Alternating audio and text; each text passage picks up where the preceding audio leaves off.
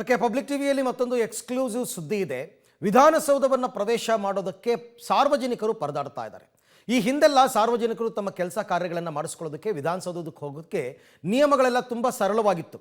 ಆದರೆ ಈಗ ವಿಧಾನಸೌಧ ಪ್ರವೇಶ ಮಾಡೋದಕ್ಕೆ ಪಾಸ್ ಪಡೆಯೋದಕ್ಕೆ ಡಿಜಿಟಲೀಕರಣವನ್ನು ಮಾಡಿಬಿಟ್ಟಿದ್ದಾರೆ. ರಾಜ್ಯದ ಮೂಲೆ ಮೂಲೆಯಿಂದ ಬರ್ತಕ್ಕಂಥ ಜನ ಈಗ ವಿಧಾನಸೌಧಕ್ಕೆ ಹೋಗೋಕ್ಕಾಗದೇ ಪರದಾಡ್ತಾ ಇದ್ದಾರೆ. ಯಾಕೆ ಅಂತ ಈ ರಿಪೋರ್ಟ್ ಇದೆ ನೋಡಿ. ಸರ್ಕಾರದ ಹೊಸ ನಿಯಮ ಸಾರ್ವಜನಿಕರಿಗೆ ಸಂಕಷ್ಟ. ವಿಧಾನಸೌಧ ಪ್ರವೇಶಿಸಲು ಸಾರ್ವಜನಿಕರು ಪರದಾಟ. ಆನ್ಲೈನ್ನಲ್ಲಿ ಅರ್ಜಿ ಸಲ್ಲಿಸಿದ್ರೂ ಸಿಗ್ತಿಲ್ಲ ಪಾಸ್. ರಾಜ್ಯದ ಮೂಲೆ ಮೂಲೆಯಿಂದ ಸಾಮಾನ್ಯ ಜನರು ಶಾಸಕರು ಸಚಿವರನ್ನ ಭೇಟಿಯಾಗಿ ಸಮಸ್ಯೆ ಹೇಳ್ಕೊಳ್ಳೋಕೆ, ಸರ್ಕಾರಿ ಕೆಲಸ ಮಾಡಿಸ್ಕೊಳ್ಳೋಕೆ ವಿಧಾನಸೌಧಕ್ಕೆ ಬರ್ತಾರೆ. ಆದ್ರೆ ವಿಧಾನಸೌಧ ಪ್ರವೇಶ ಮಾಡೋಕೆ ಸಾಧ್ಯವಾಗದೆ ಸಾಮಾನ್ಯ ಜನ ಪರದಾಡುವ ಸ್ಥಿತಿ ನಿರ್ಮಾಣ ಆಗಿದೆ. ಇದಕ್ಕೆ ಮೂಲ ಕಾರಣವೇ ಡಿಜಿಟಲೀಕರಣ. ಕಳೆದ ಮೇ ತಿಂಗಳಿಂದ ಕರ್ನಾಟಕ ಒನ್ ಆಪ್ ಮೂಲಕ ಪಾಸ್ ಪಡೆಯೋಕೆ ಆನ್ಲೈನ್ನಲ್ಲಿ ಅರ್ಜಿ ಸಲ್ಲಿಕೆ ಮಾಡಬೇಕು. OTP ಬಂದು OTP ಅಪ್ಲೈ ಮಾಡಿದಾಗ ಪಾಸ್ ಪಡೆಯುವ ವ್ಯಕ್ತಿ ವಿವರ ಬರೆದು ಅರ್ಜಿ ಸಲ್ಲಿಕೆ ಮಾಡಬೇಕು. ನಂತರ ವಿಧಾನಸೌಧದ ಮುಂಭಾಗ ಪಾಸ್ ನೀಡುವ ಅಧಿಕಾರಿಗಳು ಪರಿಶೀಲಿಸಿ ಪಾಸ್ ಕೊಡ್ತಾರೆ. ಆದರೆ ಆನ್ಲೈನ್ನಲ್ಲಿ ಅರ್ಜಿ ಸಲ್ಲಿಸೋಕೆ ಸರ್ವರ್ ಸಮಸ್ಯೆ ಒಂದ್ ಕಡೆ ಆದ್ರೆ ಮತ್ತೊಂದ್ ಕಡೆ OTP ಬರ್ತಾ ಇಲ್ಲ. ಹೀಗಾಗಿ ವಿಧಾನಸೌಧ ಪಾಸ್ ಸಿಗದೆ ಪರದಾಡ್ತಿದ್ದಾರೆ. ಸಾರ್ವಜನಿಕರು ಶಾಸಕರು ಸಚಿವರನ್ನ ಭೇಟಿಯಾಗಲು ವಿಧಾನಸೌಧದ ಒಳಗಡೆ ಪ್ರವೇಶ ಮಾಡಲು ಆನ್ಲೈನ್ ಸಿಸ್ಟಮ್ ಅನ್ನು ಮಾಡಿದ್ದಾರೆ. ಕರ್ನಾಟಕ ಒನ್ ಆ್ಯಪನ್ನು ಡೌನ್ಲೋಡ್ ಮಾಡಿಕೊಂಡು ಅದರಲ್ಲಿ ಅರ್ಜಿಯನ್ನು ಸಲ್ಲಿಸಿ ಅದರ ಮುಖಾಂತರ ಪಾಸನ್ನು ಪಡ್ಕೊಂಡು ವಿಧಾನಸೌಧವನ್ನು ಪ್ರವೇಶ ಮಾಡಬೇಕಾಗತ್ತೆ.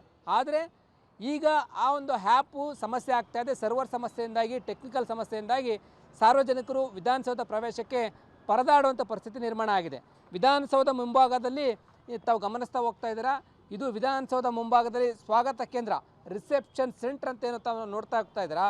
ಆ ರಿಸೆಪ್ಷನ್ ಸೆಂಟ್ರು ಇಲ್ಲಿ ಸಾರ್ವಜನಿಕರು ಆನ್ಲೈನಲ್ಲಿ ಅಪ್ಲೈ ಮಾಡಿಕೊಂಡು ವಿಧಾನಸೌಧ ಒಳಗಡೆ ಹೋಗಲಿಕ್ಕೆ ಪ್ರವೇಶ ಪತ್ರವನ್ನು ಪಡ್ಕೊಳ್ಬೇಕಾಗತ್ತೆ. ಆದರೆ ಇದೆಲ್ಲರೂ ಕೂಡ ಮೊಬೈಲ್ನಲ್ಲಿ ಹಿಡ್ಕೊಂಡು ಪರದಾಡುವಂಥ ಪರಿಸ್ಥಿತಿ ನಿರ್ಮಾಣ ಆಗಿದೆ.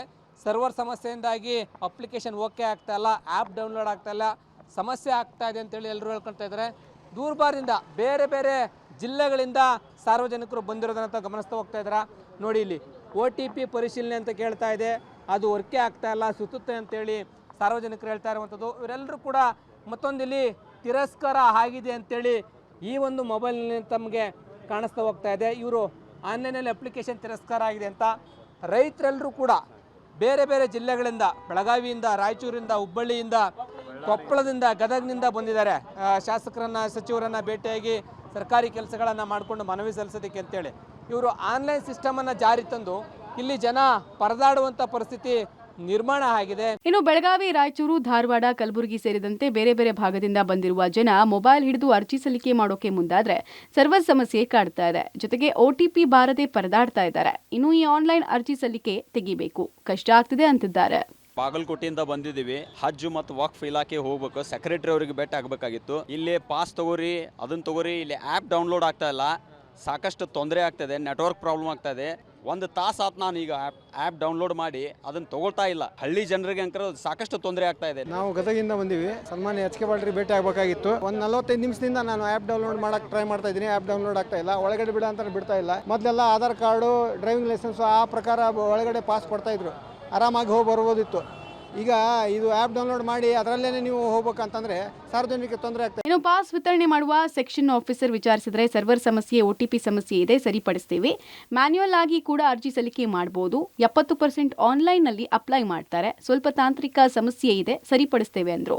ಮೇ 8ನೇ ತಾರೀಕಿಂದ ಡಿಜಿಟಲೈಸ್ ಮಾಡಿದ್ದಾರೆ. ಡಿಜಿಟಲೈಸ್ ಮಾಡಿ ಸಕ್ಸಸ್ ಆಗಿದೆ ಸರ್. ಮೋರ್ ದನ್ 70% ಆನ್ಲೈನ್ ಮಾಡ್ಕೊಂತಾರೆ. ಆಫ್ಲೈನು ಇದೆ, ಆನ್ಲೈನ್ ಇದೆ. ಕೀಪ್ಯಾಡ್ ಯೂಸರ್ಸ್ ಇದ್ದಾರೆ, ಕೀಪ್ಯಾಡ್ ಯೂಸರ್ಸು ಮತ್ತು ಅಂಥವ್ರಿಗೆಲ್ಲ ನಾವು ಮ್ಯಾನ್ಯುಯಲ್ಗೆ ಕೊಡ್ತೀವಿ, ಆಫ್ಲೈನ್ ಕೊಡ್ತಿದ್ದೀವಿ, ಆನ್ಲೈನ್ ಎರಡೂ ಇದೆ. ಒಟ್ಟಾರೆ ಆನ್ಲೈನ್ನಲ್ಲಿ ಅರ್ಜಿ ಸಲ್ಲಿಸಿ ಪಾಸ್ ಪಡೆಯುವುದು ಕಷ್ಟ ಆಗ್ತಿದೆ. ತಾಂತ್ರಿಕ ಸಮಸ್ಯೆಯಿಂದ 2-3 ಗಂಟೆಗಳ ಕಾಲ ಜನ ಕಾಯುವ ಪರಿಸ್ಥಿತಿ ನಿರ್ಮಾಣ ಆಗಿದೆ. ಸರ್ಕಾರ ಕೂಡಲೇ ಸಮಸ್ಯೆ ಬಗೆಹರಿಸುತ್ತಾ ಕಾದ್ ನೋಡಬೇಕಾಗಿದೆ. ಲೋಕೇಶ್ ಕುಡುಕಾದಲ, ಪಬ್ಲಿಕ್ ಟಿವಿ, ಬೆಂಗಳೂರು.